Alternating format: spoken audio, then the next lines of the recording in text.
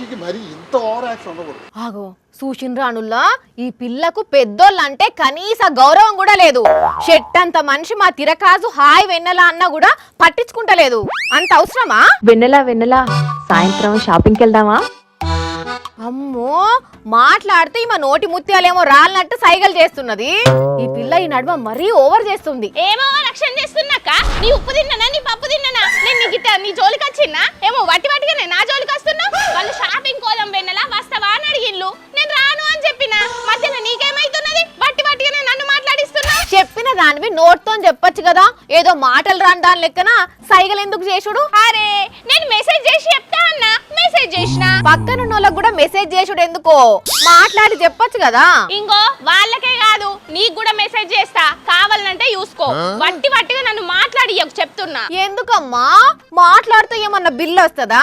Current bill వచ్చినట్టు నీకు తెలియదు. ఆగు, ఈ నడుమ ఎవరన్నా ఎక్కువ మాట్లాడుతున్నారా? ఏమన్నా అడిగితే మెసేజ్ టెక్స్ట్ రిప్లై ఇచ్చుడు అవుతున్నది అంతే. అబ్బో అంటే మాటలు తక్కువ చేసి మెసేజ్లే చేస్తా అంటావా అయితే? అరే నేను ఒక్కదాన్నే ఏంది, దునియా మొత్తం అట్లనే ఉన్నది.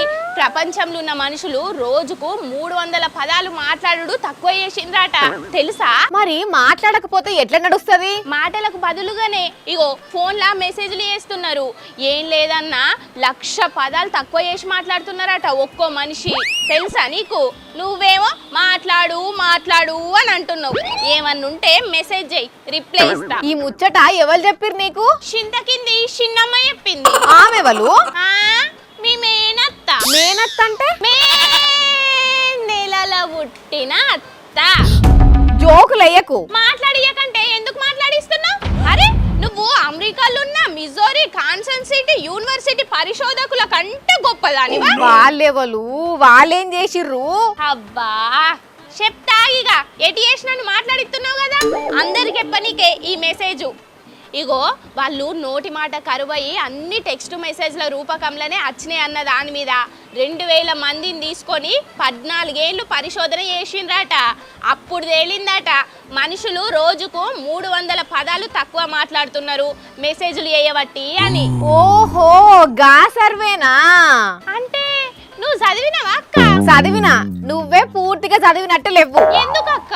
వాళ్ళు ఇంకో ముచ్చట కూడా చెప్పిండ్రు. ఈ మెసేజ్లు చేయబట్టి మనుషుల మధ్య దూరాలు పెరుగుతున్నాయి, మునుపటోలే బంధాలు బలంగా ఉంటలేవు అని. అందుకే నా అక్క ఈ నడుమ నేను ఎవ్వరిని కలుస్తలేను, ఎవ్వరితో ఎక్కువ మాట్లాడతలేను. నువ్వు ఒక్కదానివే కాదు, ఈ ఫోన్లు చేయబట్టి చాలా మంది గట్లనే తయారైనరు.